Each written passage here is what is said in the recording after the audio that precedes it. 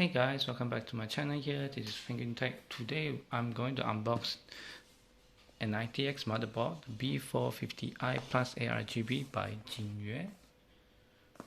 So this is a China brand that's not commonly found in my market, at least in Malaysia. So I had to buy it from Taobao and shipped it over.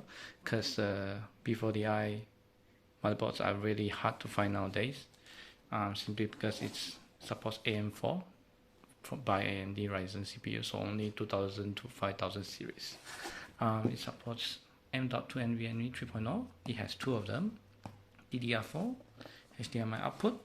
Actually, I think it also has DP output, but I'll show you later on.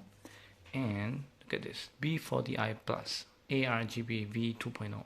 So there's actually two versions, in which there's a bit more budget ones, which is the B40 Gaming, I believe, but it only had one NVMe. So for future expansion, I wanted to be a little bit future proof, even though these are on all platforms, so I went with this. And and this one comes with some pins for your RGB lights, but I'm not going to use it. So without further ado, let's unbox this. So first of all, you're greeted with the warranty card.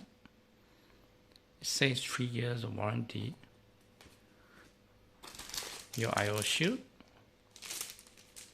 and then one SATA cable, not two, one, but that's okay given the price. And this is for you to install your Wi-Fi module. So we'll do that by transferring my all Wi-Fi module from my current ITX box to this one. And thermal grease, it says, which is, I didn't expect this. And then this is the board itself, so there's no menu book whatsoever. Very simple. So this is the board itself. As you can see, it's in white color. Let me just take it out from the static plastic bag, and this one I've already teared it open for me to unbox it easily with one hand, because I'm holding my phone in the other hand. So white in color, looks pretty good. First thing I noticed is this thing is dangling around. And then there's a double tap behind there. Just need to peel it off and then stick it somewhere. So it doesn't appear that nice when it's like this, but okay. And the first thing we notice is it's all white. The weight is pretty okay, I think. They say the B550 feels more quality, but I'm fine with this. The heat shield here, 1, 2, 3, 4, 5, 6 phase, is it? I don't know how to see the phases.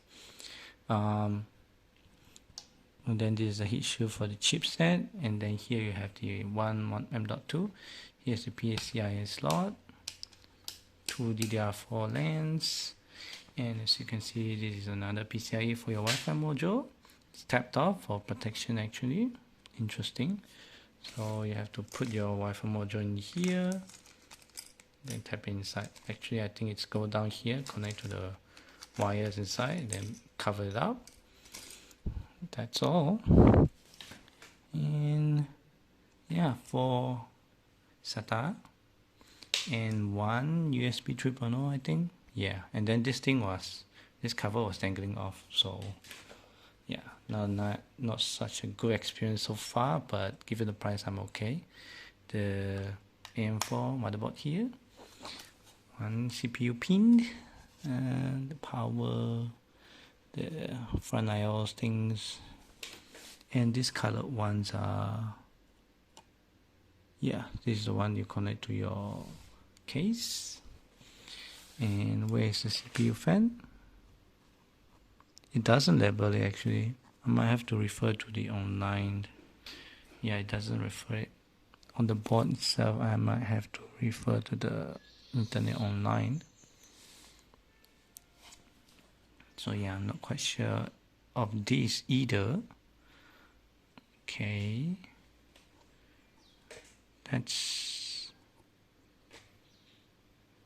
I don't feel so good about this, if I'm being honest, because this means I have to search the guides online. But yeah, that's about it. So let me see the IOs. So you have this one HDMI, actually two, one display port, BIOS reset I believe, 4 USB 3, 2 USB 2, Ethernet, and then power connect cables. So overall the wax feels okay. Here's the shield itself at the back, and then the another M.2 here. The soldering looks fine, but then some of the capacitor may look a little bit not straight. Same goes with these, but yeah, the screws are in here already. I think it only supports the standard length, but not this one. But yeah, that's about it, guys. So I'll build this into my PC over there, and we'll see how it goes. Thank you for watching. Remember to like and subscribe and share the video if you found it useful, and I'll catch you guys next time. Bye bye.